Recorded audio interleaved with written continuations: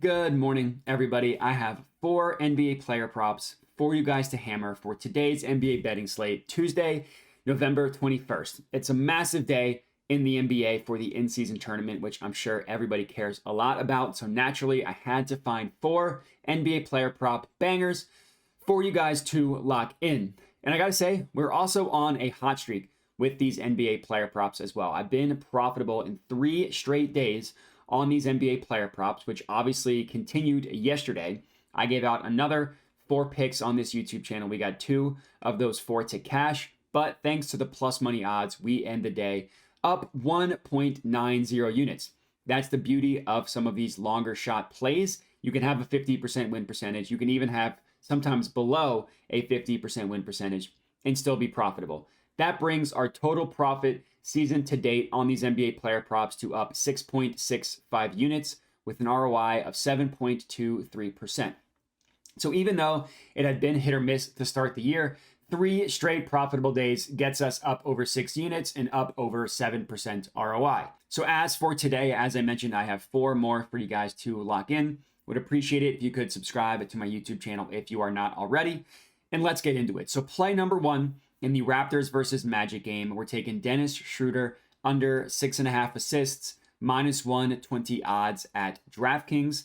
It's my one and only fade under play of the day. I've been on fire with these unders. We got yesterday's to cash. It was Jimmy Butler under.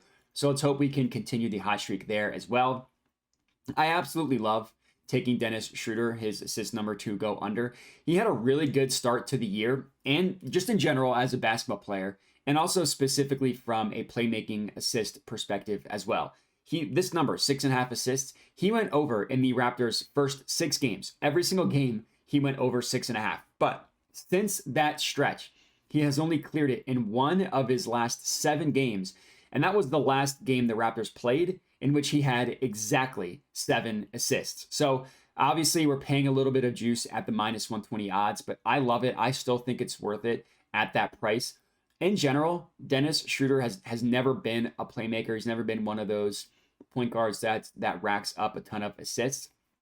If you look at his entire career and you take out this current season because we're 13 games deep, he's never averaged more than 6.3, 6.5 assists in a season. That was his max, was 6.3 assists, and that was his 4th year on the Hawks. This year, if you look at his entire season, he's averaging 7.3 assists. But as I just illustrated, as I just demonstrated, that's been going down, right? He's not going to end the season averaging above 7 assists. And as further evidence of that, if you just isolate for his last 5 games alone, he's only averaging 5.5 assists per game, and that's much more aligned with his career average.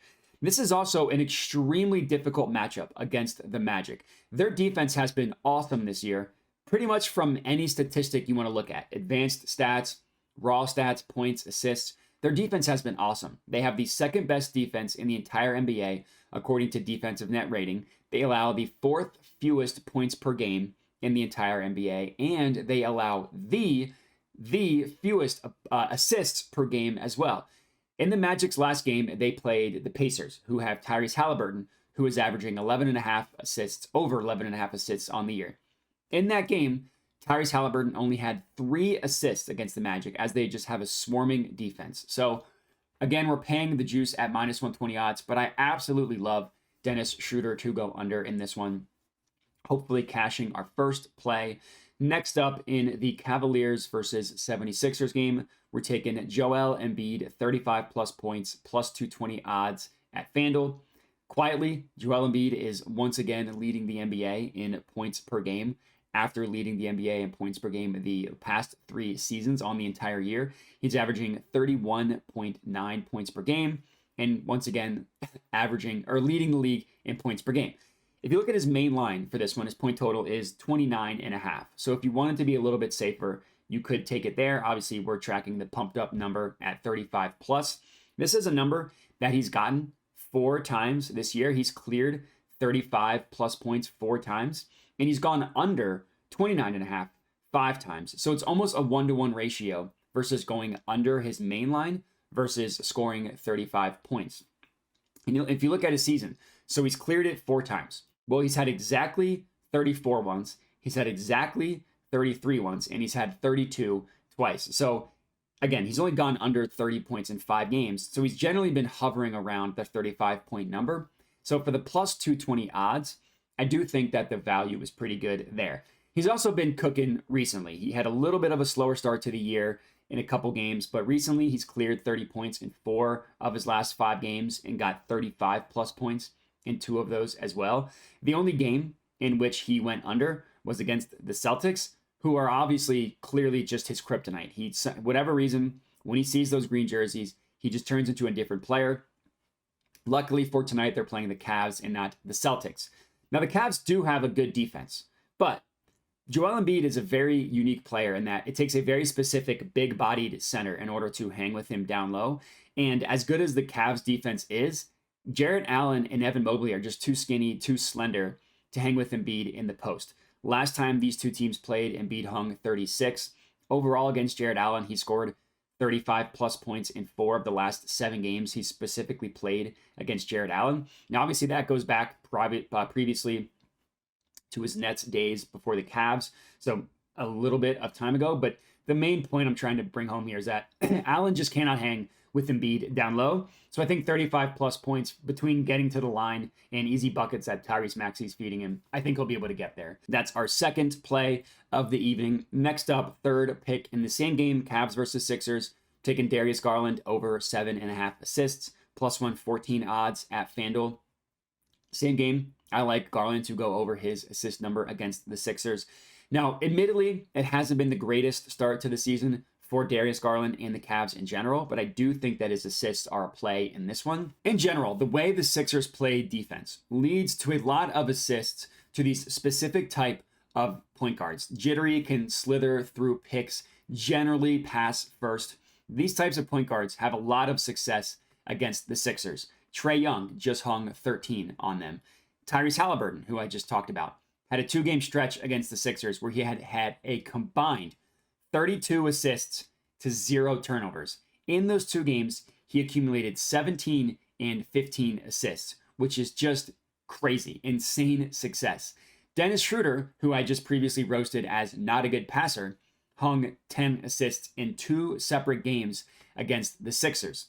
It's the type of drop coverage defense they play with Embiid that leads to a lot of assists, again, for the specific type of slender, wiggly, jitterbug pass first point guards. So that's kind of my angle here, why I like Darius Garland to go over. As for Garland, if you just want to look at his season, as I mentioned, it hasn't been great. I'm not going to try and pretend anything else. He's only cleared 7.5 assists 1 time this year. Honestly, those of you who have followed me along on this channel know that that actually makes me feel better about the bet. I like fading those recent events, those recent trends, and finding situations like that. So it's worked out great for me recently. Hopefully that specific strategy works out for Darius Garland as our third play. And then last up, fourth and final pick of the evening in the Blazers versus Suns game, Devin Booker, 30 plus points, plus 145 odds at FanDuel. So for our last play, might as well ride with Devin Booker to get hot from a scoring perspective. He started the year on fire, scored 30 points in each of his first 3 games played. He has missed it in his last 2. Now, what that also means is that Devin Booker has only played in 5 games so far this year due to injury. Basically, between him and the Suns, they just never have a healthy roster. So he's only played 5 games. The first 3, he went 30 plus. The last 2, he did not. And Booker, he's been awesome basically the entire year. Again, it's 5 games, but still, as a playmaker, he's cleared his assist line in 4 or 5 games, including 15 assists just 2 games ago. And even with his uptick in playmaking, it's not as though his scoring has taken a massive downswing as well. In the past 2 games, 24, 26 points. Not horrible. Obviously not what we're used to seeing with Booker, who can clear 30 with ease. So it's not like he's completely fallen off the map, but again, he hasn't gotten to his scoring output either. The guess here is that the scoring is going to swing back in our favor, swing back to Devin Booker clearing 30 plus points like he did at the beginning of the year. He did that. One of those games he scored 30 was against the Timberwolves, who have the best defense in the NBA. Pretty impressive performance.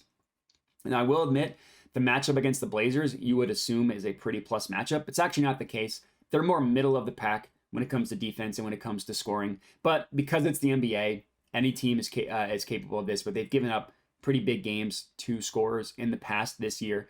Donovan Mitchell scored 34 on them. Jordan Clarkson hung 30. Desmond Bane hung 30 in 2 separate games this year. So it's not as though they're completely infallible. They're just a little bit better than anticipated. But regardless, I think Book gets going in this one, cashing our 30 plus pumped up prop banger as our 4th and final pick of the evening. 4 plays to lock in. If we get any combination of the 2, we will at least be profitable, making it 4 straight days.